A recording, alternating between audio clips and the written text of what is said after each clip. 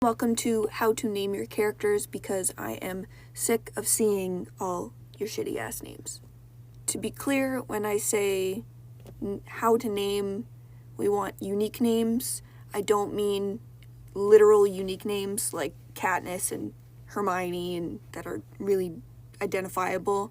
I'm talking specifically about naming multiple characters and having each name feel uniquely different from the other names. So like, you can still name your characters Ben and Alice, as long as they're unique from each other.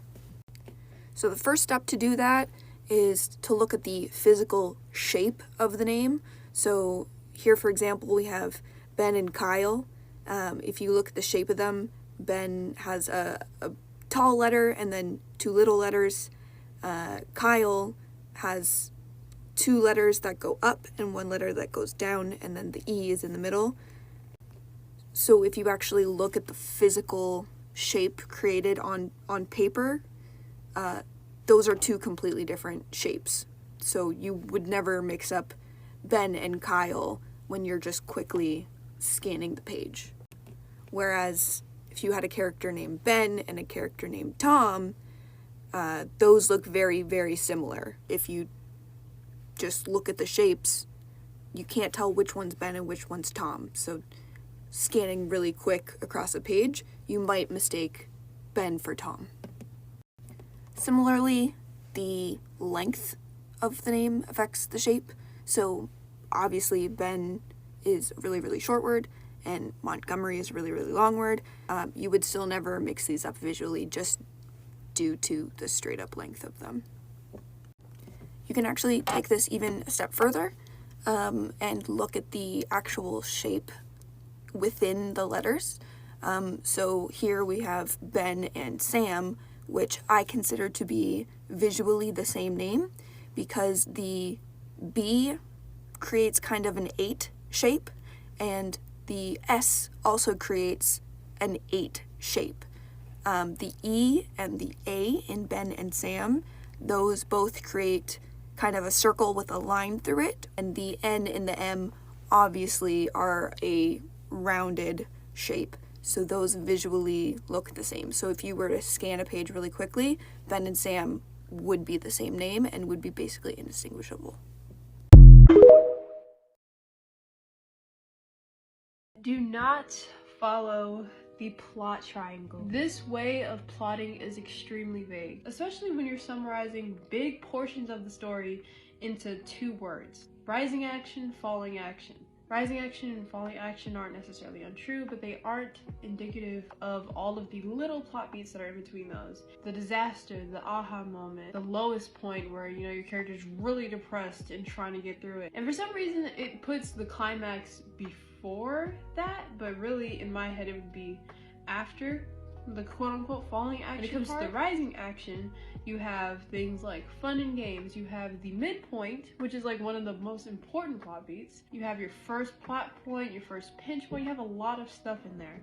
If you are someone who isn't super big on plotting and doesn't want to have to follow a whole bunch of plot beats, that's fine. The 4 plot points that I suggest you focus on would be inciting incident, of course. During the inciting incident, you're introducing your characters, throwing them out of their comfort zone, facing their internal conflict. Then I would say the midpoint is very important because the midpoint is where the story takes a turn. Your character maybe achieves their goal, but then they realize that it's not what they wanted, or they have a different goal now. Then you would have the climax is a good one to have because this is where everything crescendos together.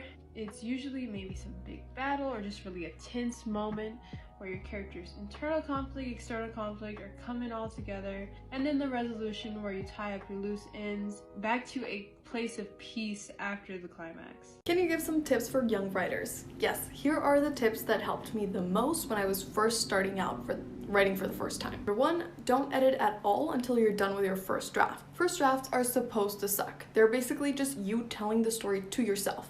and you wouldn't judge yourself. Maybe you would, but you know where I'm going with this. It's so much easier to edit a book once it's been written than it is to write a perfect book the first time. Number two, all the time you spend world building and outlining pays off until you reach a certain point. And identifying that point is so important. So my world building tips are write everything down. Also, when you're making character profiles, write everything you know about your character down. Once you get to the point where you understand the world pretty well and you understand your magic system, if you have one, then you're good to start outlining. If when you're outlining there are things about the world that are still unclear, then you can go back and work on those.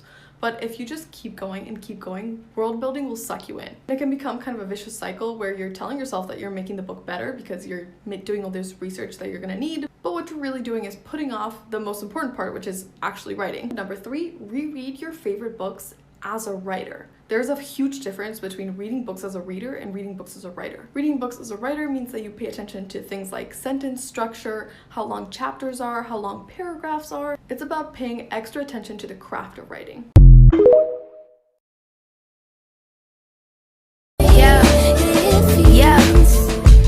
Look at me. You're looking? My taste good, but I just had to redirect my cooking. Never back down, never what?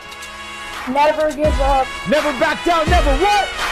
Never give up. Let's party! Let's go!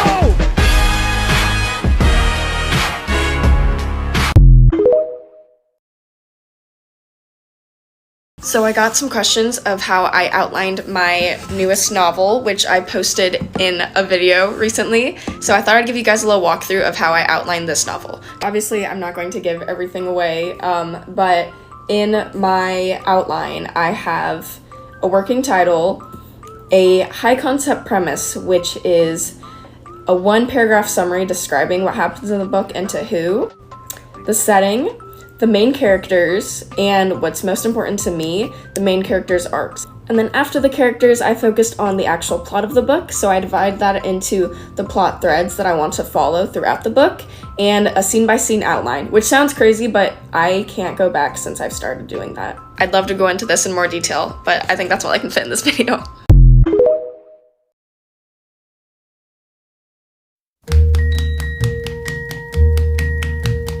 Every day it's a getting closer, going faster than a roller coaster. Love like yours will surely come my way.